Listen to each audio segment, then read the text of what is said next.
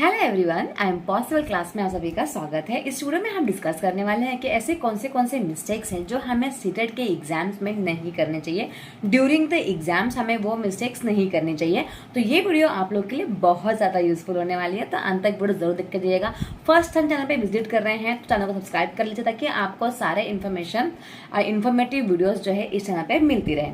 तो देखिए, सीटेट के एग्जाम में ऐसे बहुत सारे मिस्टेक्स हैं जो हम करते हैं और जिसके वजह से हमारे जो मार्क्स है वो कट हो सकते हैं, हम मार्क्स को गंवा सकते हैं। क्योंकि सीटेट एग्जाम में या फिर किसी भी एग्जाम में एक एक मार्क्स जो होता है वो बहुत ज़्यादा इंपॉर्टेंट होता है। उसी एक मार्क्स की वजह से हम पास हो जाते हैं और उसी एक मार्क्स की वजह से हम समटाइम्स फेल भी हो जाते हैं। ओके, तो कुछ 4 और 5 टॉपिक्स मैंने लिखे हुए हैं और बहुत इंपॉर्टेंट टॉपिक है, ज़रूर देखिएगा और बहुत आपको लाभदायक ये वीडियो होने वाला है। तो चलिए देखते हैं कि टॉपिक क्या है। ओके, तो यहाँ पे मैंने ब्लैक बोर्ड पे कुछ 4 पॉइंट्स लिखे हैं और ये 4 पॉइंट जो है आपके लिए बहुत ज़्यादा इंपॉर्टेंट होगा कि कैसे कैसे मिस्टेक्स हम सीटेट के एग्जाम में कर सकते हैं या फिर करते हैं जिसकी वजह से हमारे मार्क्स अच्छे नहीं आ पाते हैं। ओके, तो देखिए, फर्स्ट जो मिस्टेक्स है ना, कठिन पेपर का मतलब ये है कि हम क्या करते हैं, स्टार्टिंग में ऐसा पेपर सॉल्व करते हैं जो हमें कठिन लगता है, जो हमारे लिए बहुत ज्यादा हार्ड होता है। हम सोचते हैं पहले हार्ड वाले पेपर को सॉल्व कर लेते हैं, फिर आसान वाले पेपर को आराम से सॉल्व करेंगे। तो ऐसा बिल्कुल भी नहीं करना है, ये आपको नहीं करना है। ठीक है, गलती कभी मत करना, मैं ये बता रही हूँ। तो कठिन पेपर आपको सॉल्व नहीं करना है स्टार्टिंग में। हार्ड पेपर जो भी आपको लगता है, फिर वो आपका सोशल साइंस हो गया या फिर सीडीपी हो गया या फिर इंग्लिश भी बहुत सारे लोगों को हार्ड लगता है, तो आप हार्ड पेपर को अंत में करेंगे। कब करेंगे? एंड में करना है आपको। ठीक है, स्टार्टिंग में कौन सा पेपर करेंगे जो आपको इजी लगता है, तो वो आपका कॉन्फिडेंस भी बढ़ाएगा। ओके, और स्ट्रेस लेवल को भी कम करेगा, क्योंकि आपके माइंड में क्या चलेगा कि वाह, मुझे तो सारे आंसर आते हैं, मुझे तो इसका आंसर भी आ रहा है, इसका आंसर भी आ रहा है। अगर आप कठिन पेपर सॉल्व करोगे तो इसमें क्या होगा कि आपको आंसर्स तो इतने आते नहीं रहेंगे, तो इसमें आपका जो स्ट्रेस लेवल है वो बहुत ज्यादा हो जाएगा और पेपर भी आप सॉल्व कर नहीं पाओगे। राइट, तो इसीलिए जो आपको इजी लगता है, जिसमें आपकी कमांड है, पहले वो पेपर को सॉल्व करें। ठीक है, कठिन पेपर सॉल्व नहीं करना है। सेकंड, कठिन प्रश्न पे टाइम वेस्ट नहीं करना है। आप समझ लो, फॉर एग्जांपल आपने इजी पेपर जो आपको लगता है, जो भी पेपर 1 या जो सेक्शन 1 है, section 2, section 3, part 1, part 2, part 3, इसमें जो भी आपको इजी लगता है आपने वो पेपर ले लिया। ठीक है, अब इजी वाले पेपर में भी ऐसे क्वेश्चंस होते हैं जिसका आंसर आपको नहीं आता, जो क्वेश्चंस डिफिकल्ट होते हैं। ठीक है, इसका आंसर हम फाइंड आउट नहीं कर सकते, तो हम नहीं कर पाते हैं उस टाइम के लिए। तो उस टाइम पे हम क्या करते हैं, उस बार बार उस क्वेश्चन को पढ़ते हैं और ऑप्शन को पढ़ते हैं, क्या होगा इसका आंसर, ए होगा या बी होगा, क्या होगा इसका आंसर। तो ऐसे करके हम क्या करते हैं, हमारे टाइम को वेस्ट करते हैं। अगर नहीं आ रहा है उस टाइम के लिए क्वेश्चन, उसको वहीं पे छोड़ देना है और नेक्स्ट क्वेश्चन को सॉल्व करना है। ठीक है, तो एक ही प्रश्न पे टाइम वेस्ट नहीं करना है। ठीक है, मैं आपको क्या नहीं करना है वही बता रही हूँ और साथ में वो भी बता रही हूँ कि क्या आपको करना चाहिए। तो कठिन प्रश्न पे टाइम वेस्ट नहीं करना है। नहीं आता है, आगे मूव ऑन कर लीजिए, जो आपको आता है वो आपको करना है। ओके, नेक्स्ट जो है थर्ड वाला, अंत में OMR शीट मत भरना।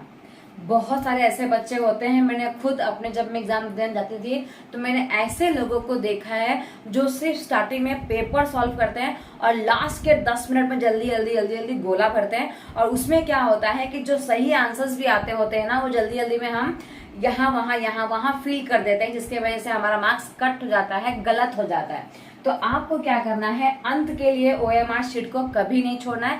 स्टार्टिंग में ही क्या करें, जैसे आपका पार्ट 1 हो गया, आप वैसे ही तुरंत 30 क्वेश्चंस को फिल कर लीजिए।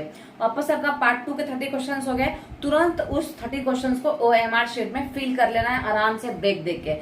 जल्दबाजी करेंगे गलत हो जाएगा। ठीक है, तो अंत में OMR शीट नहीं भरना है। ओके, चलो देखते हैं नेक्स्ट। जल्दी जल्दी में प्रश्न नहीं पढ़ना है। समटाइम्स क्या होता है, टाइम कम होता है या फिर हम स्टार्टिंग से ही क्या करते हैं, आराम से क्वेश्चन फास्ट क्वेश्चन पढ़ते हैं।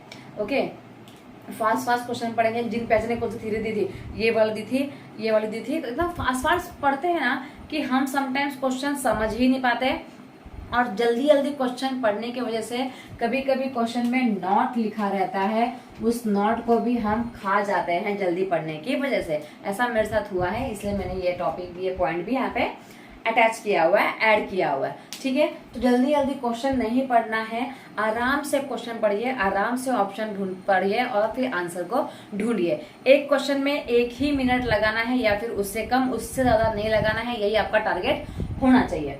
ठीक है, ये 4 हो गया। 5वां मुझे एक और याद आ गया, स्टार्टिंग में तुक्का। यहाँ पे लिखना है स्टार्टिंग में आपको तुक्का नहीं लगाना है।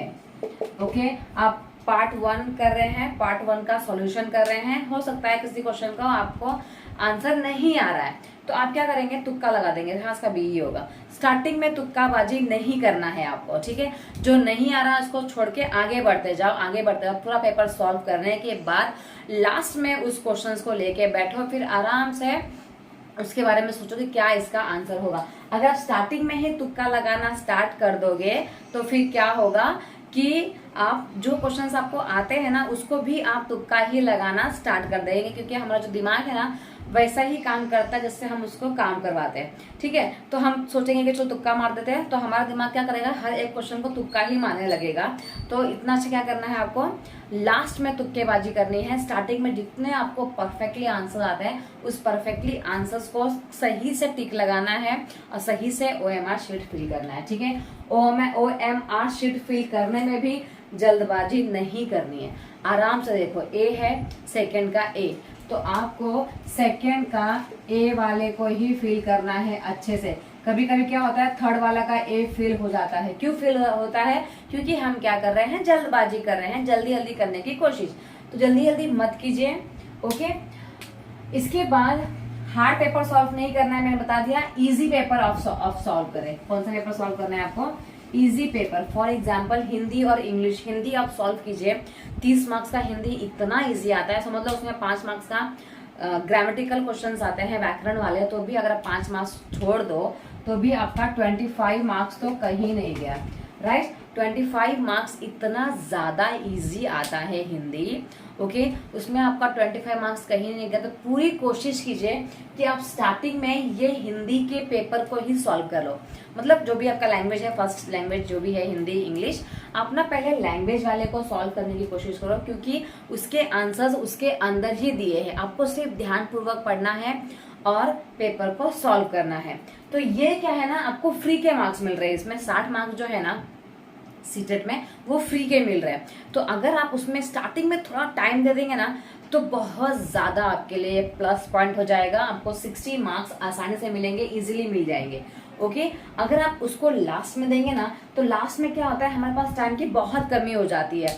हम समटाइम्स क्या करते हैं कि पैराग्राफ भी नहीं पढ़ पाते जल्दी जल्दी करने के चक्कर में, क्योंकि ऐसे मैंने खुद किया है इसलिए मैं आपको बता रही हूँ। तो आप क्या करें, इसको पहले ही कर लो ताकि आपको तकलीफ ना हो, क्योंकि ये 60 मार्क्स जो है ना आसानी से मिलने वाले मार्क्स हैं। तो इसको आप आसानी से गवा मत दीजिए, उसको आसानी से अपने पास ले लीजिए। ठीक है, तो पहले हिंदी और इंग्लिश कीजिए, इसके बाद आपको जो करना है एसएस TDP जो भी आपका फेवरेट सब्जेक्ट है जिसमें कमांड है आप वो कीजिए। ओके, सो ये गलती आपको नहीं करना है, प्रश्न पे टाइम वेस्ट नहीं करना है, कठिन पेपर को सॉल्व नहीं करना है, OMR शीट को फास्ट नहीं भरना है, क्वेश्चन को फास्ट नहीं भरना है। तो ये सारी चीजों पे अगर आप ध्यान देंगे ना तो डेफिनेटली सीटेट आपका जरूर क्रैक हो जाएगा। जो 1-2 मार्क्स हम गवा देते हैं ना, वो 1-2 मार्क्स तो इस वीडियो की वजह से आप पक्का नहीं गवाएंगे। और हाँ, और जो मैंने बोला कि अगर आप हिंदी करते हैं और इंग्लिश करते हैं, लैंग्वेज वाले पोर्शन को पहले करते हैं, तो डेफिनेटली आपका सीटेट क्लियर होगा। क्योंकि जब मैंने सीटेट क्लियर किया था तो मैंने पहले हिंदी और सेकंड इंग्लिश ही किया था, तो जिसके वजह से मुझे लगता है कि हाँ ये कहीं ना कहीं मेरा प्लस पॉइंट था पास होने के पीछे। अगर मैं उस पेपर को हिंदी और इंग्लिश को लास्ट में करती ना तो डेफिनेटली मैं पैराग्राफ नहीं पढ़ पाती और मैं ऐसे ही टिक लगा के आती, क्योंकि लास्ट में मेरे पास बहुत कम टाइम बचा हुआ था। ओके, तो आप भी जो मैंने किया वो वैसा ही कीजिए, बहुत हेल्पफुल रहेगा आप लोगों के लिए। So thank you so much everyone, आज के लिए इतना ही, मिलते हैं नेक्स्ट वीडियो में। और नेक्स्ट वीडियो में मैं बताऊंगी कि जो सीटेट का पेपर है ना उसका पैटर्न थोड़ा चेंज हो गया है। जैसे यहाँ पे नॉट लिखा रहता है ना, तो अभी नॉट नहीं आ रहा है, उसके जगह पे कुछ अलग शब्द का इस्तेमाल किया जा रहा है, वो मैं आपको बताऊंगी नेक्स्ट वीडियो में। तो वीडियो जानने के लिए और इसको जानने के लिए नेक्स्ट वीडियो जरूर देखिएगा। Thank you so much everyone. Channel को सब्सक्राइब कर लीजिए लाइक कमेंट शेयर ज़रूर कीजिएगा। Bye bye.